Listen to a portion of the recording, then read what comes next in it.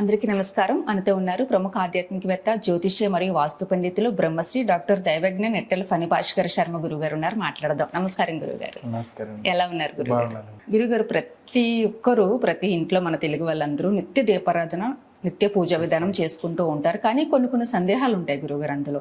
అంటే దీపం ఎంతసేపు వెలిగించాలి, ఎన్ని ఒత్తులు వేయాలి, ఏ నూనెతో పెట్టాలి, ఏ టైంలో పెట్టాలి, ఇలా చిన్న సందేహాలు ఉంటాయి. నిత్య పూజ విధానము, నిత్య దీపారాధన ఏ విధంగా ఉండాలి గురుగారు శాస్త్రపరంగా? ప్రతిరోజు పెట్టేటువంటి దీపారాధనలో అంటే దీపం ఎందుకు పెట్టాలి అనేటువంటిది కూడా మనం తెలుసుకోవాలి. ఆదిత్యాంతరగతే యచ్చ జ్యోతిషాం జ్యోతిరుత్తమం హృదయే సర్వభూతానాం జీవభూతస్య తిష్టతి. ఆదిత్యాంతర్గతే ఇచ్చ అంటే మన శరీరంలో ఉండేటువంటి జ్యోతి చాలా గొప్పది. జ్యోతిషాం జ్యోతిరుత్తమం, ఉన్న అన్ని జ్యోతుల్లో కల్లా మన శరీరంలోనే ఒక జ్యోతి ఉంటుంది. అది హృదయస్థానమందు ఉంటుంది. అమ్మవారి యొక్క నామాల్లో కూడా హృదయస్థాన విప్రఖ్యా త్రికోణాంతర దీపిక అమ్మవారి నామాల్లో కూడా మనం చదువుకుంటాం. అంటే మన హృదయంలో ఆ జ్యోతి అది ఎంత ప్రకాశవంతంగా వెలుగుతుందో అదే మన ఆరా. ఒక్కొక్కడిలో ఆ జ్యోతి ప్రస్ఫుటంగా కనబడుతూ ఉంటుంది. నానా క్షుద్ర ఘటోదర స్థిత మహాదీప ప్రభా భాస్వరం అని దక్షిణామూర్తి స్తోత్రంలో చదువుతూ ఉంటాం.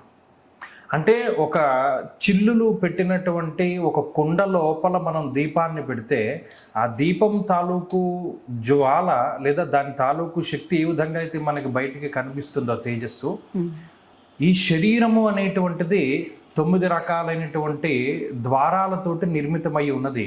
మనలో ఉండేటువంటి జ్యోతి, ఆ ప్రజ్వలించేటువంటి శక్తి అది మనలోనే తెలిసిపోతుంది. ఒక్కొక్కడు కాంతి విహీనంగా ఉంటాడు, ఒక్కొక్కళ్ళు వర్చస్సుతోటి ఉంటారు. అంటే చూడండి, కొంతమంది తెల్లగా ఉండరు కానీ వాళ్ళ రూపురేఖలన్నీ కూడా చాలా వర్చస్సుగా ఉంటాయి, తేజస్సుగా ఉంటుంది. వాడు చూడగానే అబ్బా కనుముక్కు తీరు ఎంత బాగుందో అని అనుకుంటూ ఉంటారు.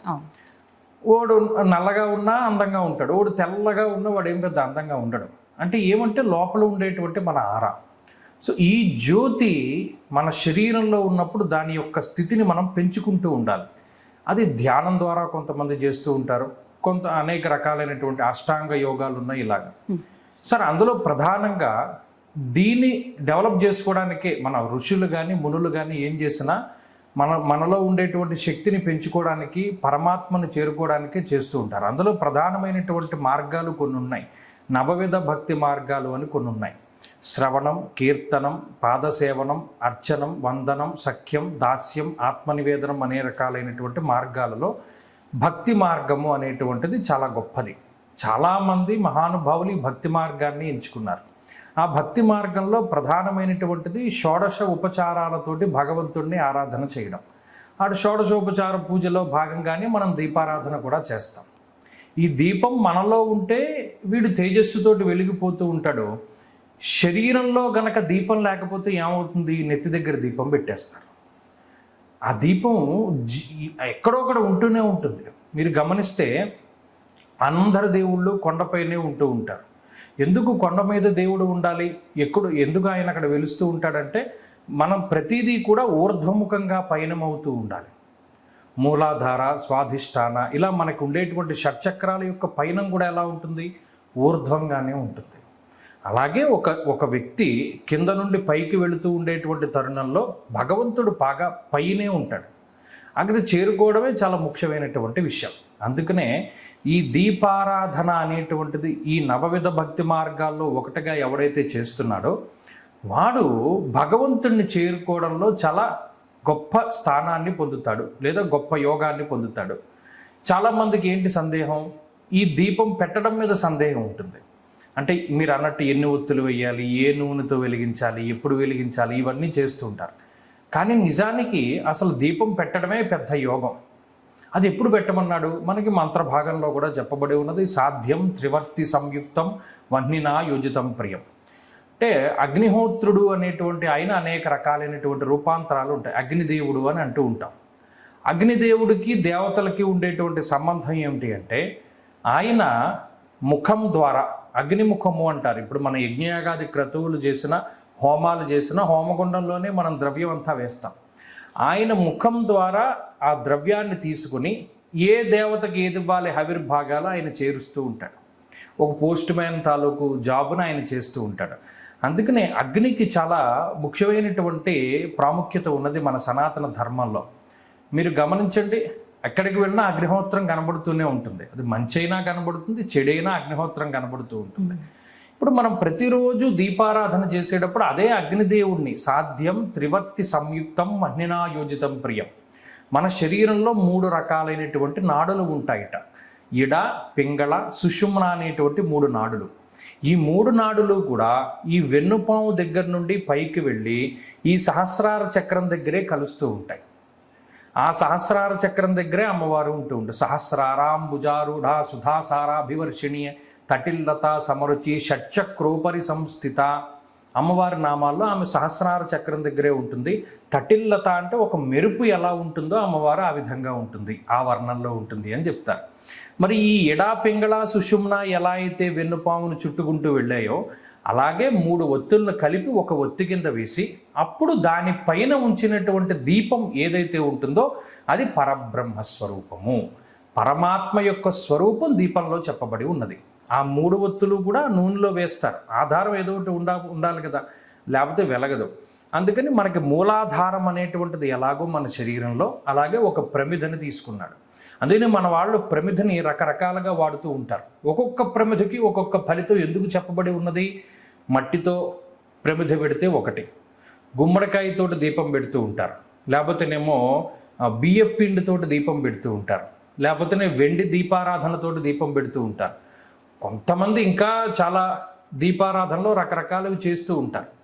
ఇది ఎక్కడి నుండి వచ్చింది అంటే ఆ మూలాధారం ఏదైతే ఉన్నదో దాన్ని బట్టి వాళ్ళ కామ్యార్థం అనేటువంటిది కూడా ఆధారపడి ఉంటుంది. అందుకనే పిండి దీపం పెట్టండి, నిమ్మకాయ డొప్పలో దీపం పెట్టండి, మట్టి ప్రమిదలో దీపం పెట్టండి, ఉసిరి దీపం పెట్టండి కార్తీక మాసంలో. ఇలా అనేక దీపారాధనలు ఎలా వచ్చాయంటే దానికి బేస్ ఏదైతే ఉన్నదో దాన్ని బట్టే మనకి ఫలితం కూడా వస్తుంది. ఆ మూలమైనటువంటి ఆధారం ఏదైతే ఉన్నదో దాన్ని బట్టి దీపం ఫలితం. ఆ మూలాధారాన్ని పట్టుకుని వెన్నుపాము ఏ విధంగా అయితే పైకెదుగుతుందో ఆ మూలాన్ని పట్టుకుని ఉన్నటువంటి 3 ఒత్తుల్ని ఒక ఒత్తిగా చేసినటువంటి ఆ దీపారాధనకి సంబంధించినటువంటి దీపపు ప్రమిదలో వేసిన ఒత్తిని పైన అగ్రభాగంలో వెలిగిస్తాం. అక్కడే ఉన్నాడు పరమాత్మ. దాని లోపల ఆంతర్యం అది. మన శరీర నిర్మాణం ఏ విధంగా ఉన్నదో మనం దాన్ని ప్రతిబింబించే విధంగా దీపం పెడుతున్నాం. అయితే ఇది ఎప్పుడు పెట్టాలి? సరే, దీపం ఎలా పెట్టాలి, ఏ వాటితో పెట్టాలి, ఇవన్నీ నేర్చుకున్నాం. నూనె ఏదైనా ప్రమిద ఏదైనా అది కామ్యార్థాన్ని బట్టి ఉంటుంది, ఒక్కొక్కటి కామ్యార్థాన్ని బట్టి ఉంటుంది. ఏ సమయానికి పెట్టాలి? నిజానికి సంధ్యా సమయాల్లో దీపం పెట్టాలి. అంటే ప్రాతః సంధ్య, సాయం సంధ్యల్లో దీపం పెట్టమన్నారు. ఎందుకు? అది ఒక రకమైనటువంటి దాన్ని ఏమంటారు, ఒక బఫర్ టైం అనుకోండి. కొంతమంది దాన్ని టెక్నికల్గా అలా పిలవచ్చు. లేదు, ట్రాన్సిషన్ టైం. ఇది వెళ్ళిపోయి అది వస్తుంది. ఆ రెండిటికి మధ్యలో ఉండేటువంటి కాలం కాబట్టి అందులో పెట్టినటువంటి దీపారాధనకి ప్రాముఖ్యత ఎక్కువ. శని ప్రదోషంలో కానీ శనియూషంలో కానీ దీపానికి, అలాగే ప్రతిరోజు ఉదయము సాయం సంధ్యల్లో పెట్టేటువంటి దీపానికి చాలా విశేషమైనటువంటి ప్రాముఖ్యత ఉంటుంది. సూర్యోదయానికి మునుపు స్నానం చేసుకుని, సూర్యోదయానికి మునుపు లేచి స్నాన సంధ్యావందనాలు ఇవన్నీ చేసుకుని దీపారాధన చేసుకోమని పెద్దలు చెప్పారు. 4 గంటలకి లెమ్మన్నారు. సాధారణంగా అది ఏ కాలమైనా 4-4:30కి నిద్రలేచి ఇల్లంతా కూడా శుభ్రం చేసుకుని, అలాగే మన దేవుడి గది దగ్గర కూడా శుభ్రం చేసుకుని, ముగ్గు పెట్టుకుని స్నానం చేసి అప్పుడు దేవుడి దగ్గర ఉన్నటువంటి నిర్మాల్యం అంతా కూడా తీసేసుకుని దీపం పెట్టుకుని అప్పుడు పని ప్రారంభం చేయమన్నారు. అలా ఎవడైతే చేస్తాడో వాడు ఒక పాజిటివ్ ఎనర్జీని వాడు సంపాదించుకుంటాడు జీవితంలో. ఆ పాజిటివ్ వైబ్రేషన్స్ కరెక్ట్గా 21 రోజులకి తెలిసిపోతాయి. ఎవరైనా చూడండి, ప్రతిరోజు పొద్దున్నే 4:30, అంతకుమించి లేవక్కర్లేదు. 3:30కి 3 గంటలకి నిద్ర లేచే పరిస్థితులు లేవు. 4:30కి నిద్ర లేచి 6 దీపం పెట్టి 21 రోజుల పాటు చూడండి.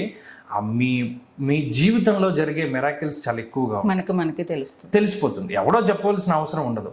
ప్రతిరోజు పొద్దున్న 4:30కి లేవడం, దంతధావన చేసుకోవడం, చక్కగా ఇల్లంతా శుభ్రం చేసుకోవడం, స్నానం చేయడం, దీపం పెట్టుకోవడం, అప్పుడు మీ పని మీరు చేసుకోండి. 21 రోజులకి మీ జీవితంలో ఎంత పాజిటివిటీ వస్తుంది, మీ ఆలోచనలో ఎంత పాజిటివిటీ వస్తుంది, మీ ముఖం ఎంత వర్చస్సుతోటి ఉంటుంది అనేది మీకే తెలిసిపోతుంది.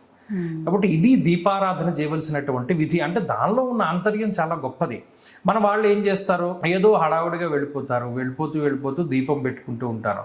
కానీ అంత హడావుడి పడవలసిన అవసరం లేదు. ఒక అడుగు ముందు లేచి ప్రశాంతంగా దీపం పెట్టుకుని ఆ దీపం ముందు 10 నిమిషాలు ఇలా మనశ్శాంతిగా కూర్చుని మనకి నచ్చినటువంటి దేవుని యొక్క అష్టోత్తరం, పెద్ద పెద్ద స్తోత్రాలు రాకపోయినా ఏమీ అవ్వదు, ఆయనకు ఉండేటువంటి 108 నామాలు అష్టోత్తర శతనామావళి చదువుకుంటే సరిపోతుంది. వాడి జీవితంలో 21 రోజులు ఇలా చేసి చూస్తే ఖచ్చితమైన మార్పు కనబడుతుంది. చాలా డీటెయిల్గా చెప్పారు గురుగారు. నేను జస్ట్ దీపారాధన పూజ విధానమే అడిగాను, అసలు దీపారాధన వెనుక ఉన్న విశిష్టత చెప్పారు, ఎందుకు చేసుకోవాలి అనేది కూడా. నిజంగా ప్రతి ఒక్కరూ చేసుకోవాలి. చాలా అద్భుతంగా చెప్పారు గురుగారు. నమస్తే.